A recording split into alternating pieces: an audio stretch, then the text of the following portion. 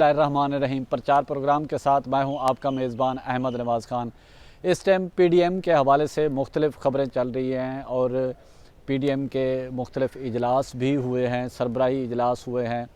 और पीडीएम में अगर बात की जाए इत्तफ़ाक़ राय से, तो जितने भी पीडीएम ने फ़ैसले किए हैं उनमें लगता यही है कि पहले फ़ैसले करते हैं फिर मुशावरत करते हैं। माजी में अगर हम देखें, साबिक़ सदर परवेज़ मुशर्रफ के ख़िलाफ़ एक इत्तेहाद बना था ARD, जिसे अलायंस रेस्टोरेशन ऑफ डेमोक्रेसी, जिसके जो सरबराह हैं वो नवाबज़ादा नसरुल्लाह खान थे।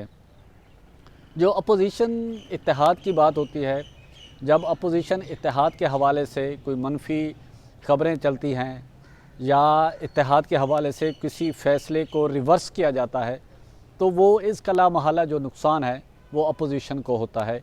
और अपोजिशन ये नुकसान जो है वो किसी सूरत ये बर्दाश्त नहीं कर पाती। ARD की जब बात हो रही थी तो सबसे बड़ा जो इशू था साबिक़ सदर परवेज़ मुशर्रफ के वर्दी उतरवाने का, कि ARD ने मुतालबा किया। जब उस टाइम दोनों बड़ी सियासी जमातें, पाकिस्तान पीपल्स पार्टी, पाकिस्तान मुस्लिम लीग नून, उसी ARD के नतीजे में साबिक़ वज़ीर आज़म मियाँ मोहम्मद नवाज़ शरीफ साहब सऊदी अरब गए। रात को उन्होंने ज़ाहिर बैकडोर जो डिप्लोमेसी थी ARD का फ़ायदा उठाते हुए, तो उन्होंने वो डील करके सऊदी अरब चले गए थे।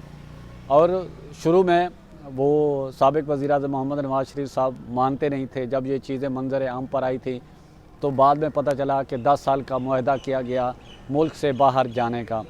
तो अब पीडीएम की बात करें तो पीडीएम में जो फ़ैसले किए गए हैं, पीडीएम से पहले कुल जमाती कॉन्फ्रेंस का इनेकाद किस तरह मुमकिन हुआ, वो भी थोड़ा सा आप उस पर हम नज़र डालते हैं।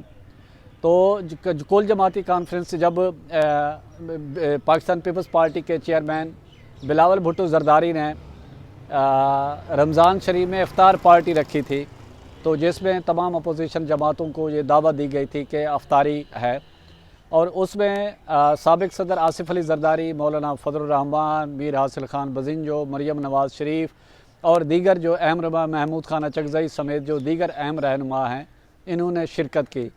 तो साबिक़ सेनेटर मीर हासिल बज़िंजो मरहूम ने साबिक़ सदर आसिफ़ अली ज़रदारी से कहा कि यहाँ पर हमने सिर्फ़ खाना खाना है और गपशप करनी है, उठ जाना है, या कोई सियासी हवाले से कोई डिस्कशन करनी है, कोई इसमें आइंदा का जो लाहे अमल है इसको, ताकि ये जो अफ्तार पार्टी है इससे कलेक्टिवली कोई मैसेज जाना चाहिए। तो साबिक़ सेनेटर मरहूम मीर हासिल बज़िंजो साहब ने तजवीज़ दी थी। तो फिर साबिक़ सदर आसिफ़ अली ज़रदारी ने बज़िंजो साहब से कहा था, मीर हासिल बज़िंजो साहब से, कि आप बताएं आप क्या किया जाए।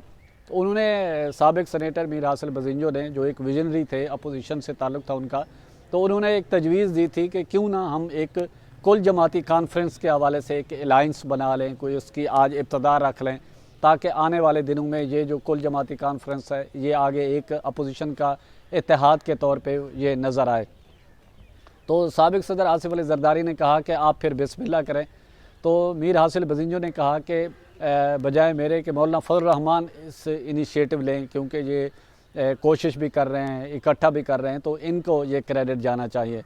तो साबिक़ सदर आसिफ़ अली ज़रदारी ने मौलाना फ़ज़लुर रहमान से कहा कि आप बताएं कि आप क्या करना चाहिए। तो फिर उसमें एक ये तजवीज़ दी गई कि कुल जमाती कॉन्फ्रेंस बुलाई जाए और उसमें तमाम अपोजिशन की जमातें जो हैं उसमें शामिल की जाएँ और एक एजेंडा तय किया जाए, तो उसमें क्या होना चाहिए। तो आपको याद होगा ये अपारा मारगला होटल में कुल जमाती कॉन्फ्रेंस हुई, जिसमें ये सियासी जमातों को मदऊ किया गया और उसमें एक इत्तेफाक राय से कुछ फ़ैसले किए गए। और फ़ैसला एक तो ये था कि एक रहबर कमेटी बनेगी, जो अपोजिशन जमातों के नुमाइंदे यानी कि रहनुमा उसमें शरीक होंगे, वो तमाम चीज़ों का जायज़ा लेंगे। जायज़ा लेने के बाद फिर कुल जमाती कॉन्फ्रेंस में वो मामलात लेके जाएंगे। और रहबर कमेटी ने एक बहुत बड़ा फ़ैसला किया कि चेयरमैन सेनेट मोहम्मद सादिक संजरानी के ख़िलाफ़ तहरीक अदम एतमाद लाई जाए। इससे पहले उन्होंने ये भी फ़ैसला किया कि बलूचिस्तान असम्बली जो है, वज़ीर आला बलूचिस्तान के ख़िलाफ़ जो है तहरीक अदम एतमाद वो भी लाई जाए। तो लेकिन सबसे उन्होंने टेस्ट केस के तौर पे ये समझा कि चेयरमैन सेनेट जो है वो कमज़ोर तरीन पिच पे है, क्यों ना सबसे पहले चेयरमैन सेनेट के ख़िलाफ़ तहरीक अदम एतमाद लाई जाए। तो रहबर कमेटी ने यह फ़ैसला किया, कुल जमाती कॉन्फ्रेंस में ले गए, उन्होंने इसकी मंजूरी की, अपोजिशन जमातों ने फिर मशवरा किया, तो फ़ैसला यही तय हुआ कि क्यों ना साबिक सेनेटर मरहूम मीर हासिल बजिंजो को चेयरमैन सेनेट का उम्मीदवार नामज़द किया जाए। तो इस हवाले से साबिक सदर आसिफ अली जरदारी की मुख्तलिफ उसमें बात भी हुई, जो चेयरमैन सेनेट हैं सादिक संजरानी, उन्होंने भी मुलाकात की और अपोजिशन ने भी बढ़ चढ़ कर इसमें हिस्सा लिया। तो तहरीक अदम एतमाद के लिए करारदाद भी लाई गई और बड़ी दिलचस्प बात यही हुई कि करारदाद के पास होने के लिए 64 लोग थे। जब चेयरमैन सेनेट के ख़िलाफ़ तहरीक अदम एतमाद के लिए वोटिंग हुई तो वो 42 के करीब वोट उसमें से निकले, यानी कि 64 में से 42 मेंबरान ने दिए वोट, बाकी ने हुकूमत का साथ दिया चेयरमैन सेनेट का। तो एक तरह का ये अपोजिशन को पसपाई हुई। तो फिर वही दोनों बड़ी सियासी जमातों का किरदार सामने आ जाता है। तो इसके बाद फिर मौलाना फजल रहमान ने एक लॉन्ग मार्च की कॉल दी, इस्लामाबाद आया, तो वो भी जिस तरह वापस हुआ वो भी एक अपोजिशन की नाकामी, उससे वाज़े मुँह बोलता सबूत है अपोजिशन की नाकामी का। तो इसके बाद एक पीडीएम इस्लामाबाद मैरियट होटल में पीडीएम का क़याम हुआ, पाकिस्तान डेमोक्रेटिक मूवमेंट के नाम से एक इत्तेहाद बना और उसमें मुख्तलिफ़ फ़ैसले किए गए थे, मुख्तलिफ़ उसके सरबराही इजलास हुए और फिर उसमें ये फ़ैसला किया गया, क्योंकि मरियम नवाज़ साहिबा, मौलाना फजल रहमान, ये सियासत में ज़िद नहीं होती, सियासत में फ्लेक्सिबल मुज़ाकरात, बातचीत, जो भी फ़ैसला करे उसके पॉजिटिव नेगेटिव पहलू जो है वो सामने रख के किए जाएँ।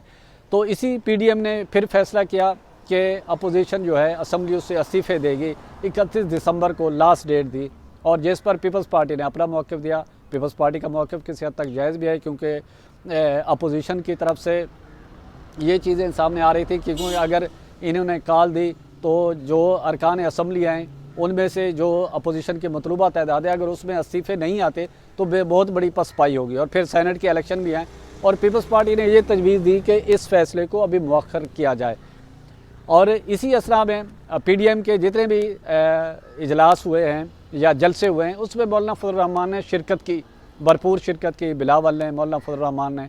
लेकिन क्या ऐसी वजह हुई कि पीडीएम का लाड़काना में जब जलसा होता है तो पीडीएम के जो सरबराह है उसमें जाने से इनकार कर देते हैं, तो उसमें जा नहीं पाते तो बहाना ये बनाते हैं कि उन्होंने अपना वफद भेजा है। जब इस तरह के सरबराही इजलास हों तो जो चीज़ें छोटी मोटी इख्तलाफात होती हैं वो माइनर हो जाती हैं, वो इन चीज़ों को से पूछते, क्योंकि आपका टारगेट जो है वो बड़ा होता है। तो पीडीएम ने जो सबसे मेन गलती की, एक तो एस्टेब्लिशमेंट से लड़ाई डायरेक्ट हो गए, जो कि किसी सूरत नहीं होनी चाहिए, क्योंकि हमारे जितने भी कौमी इदारे हैं उसको पाकिस्तान में तनकीद सियासत के लिए करना, तो इसका ला महला इंडिया को फ़ायदा पहुँचाना है।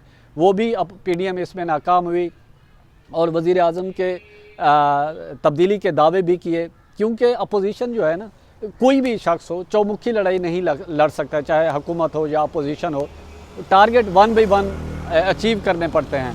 तो अपोजिशन की ये बहुत बड़ी जो उजलत में फ़ैसले किए हैं, जो इस्तीफ़ों का फ़ैसला अभी उसमें मौखर मजबूरी के तहत करना पड़ा और आमतौर पर यह भी समझा जाता है कि मौलाना फजल रहमान जो है वो नून लीग के पे रोल पे आ गए हैं। और इसी तरह अब जो चीज़ें चल रही हैं, हमारे ज़राए का ये दावा है कि पीडीएम में फिर इख्तलाफात शिद्दत इख्तियार कर गए हैं, क्योंकि एक ग्रुप चाहता है कि इस्तीफ़े जो हैं वो ना दिए जाएँ, सेनेट के इलेक्शन में हिस्सा लिया जाए ताकि अपोजिशन भरपूर उसकी नुमाइंदगी आ जाए सेनेट में और इकट्ठे पीडीएम मिल के सेनेट का इंतखाब लड़े, जो मेम्बरान की तादाद ज़्यादा है। और एक ये भी पाई जा रही है तजवीज़ प्रपोज़ल कि क्यों ना वज़ीर आज़म के ख़िलाफ़ तहरीक अदम एतमाद लाई जाए। माजी में हमने देखा जिस तरह चेयरमैन सेनेट के ख़िलाफ़ तहरीक अदम एतमाद नाकामी से दो चार हुई, अब वज़ीर आज़म के ख़िलाफ़ जो तहरीक अदम एतमाद पीडीएम ने बहुत बड़ा फ़ैसला किया है, गो कि इतनी मेजॉरिटी नहीं है और बाकी लड़ाइयाँ भी अपनी जगह। तो इस हवाले से अब देखना यह है कि आने वाले वक्तों में किस तरह, और इस हवाले से दूसरी तरफ जो मौलाना मोहम्मद अली दुरानी साहब हैं फंक्शनल लीग के, वो भी ख़ास मुतहर्रिक नज़र आ रहे हैं। उन्होंने कौमी डायलाग की बात की ताकि एक आने वाले वक्त में कौमी हुकूमत तश्कील दी जाए जिसमें तमाम जमातों की नुमाइंदगी हो, उसको एक सर्टन टाइम दिया जाए, उसके बाद फिर इलेक्शन हो, फिर जो भी जमात आती है उसको इक़्तिदार उसके हवाले किया जाए। तो अपोजिशन लीडर मोहम्मद शहबाज शरीफ साहब से भी मुलाकात हो चुकी है, मोहम्मद अली दुरानी साहब की, और पीपल्स पार्टी के लोगों से भी, ज़ाहिर मौलाना फजल रहमान से भी हुई है।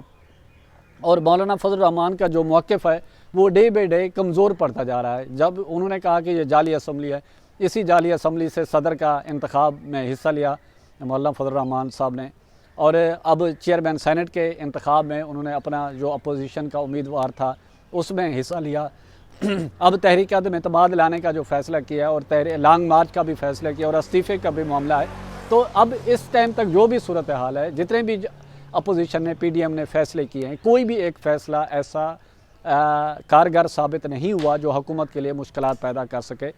हुकूमत गलती करे तो उसकी गलती छुप जाती है, अगर अपोजिशन की तरफ से कोई गलती हो, कोई फ़ैसले रिवर्स होने पड़ें तो उसमें बहुत बड़ा एक अदम एतमाद की फ़िज़ा होती है। और दोनों बड़ी सियासी जमातें जो ज़ाहिर पावर के लिए पॉलिटिक्स करती हैं, मौलाना फजल रहमान का शायद उस तरह का पावर पॉलिटिक्स नहीं है जितनी नून लीग और पाकिस्तान पीपल्स पार्टी, वो सोच समझ के अपने पत्ते खेलती हैं, ना कि वो हर किसी का ज़ाहिर इसमें अपना मफाद होता है।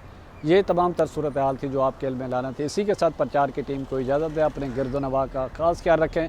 लोगों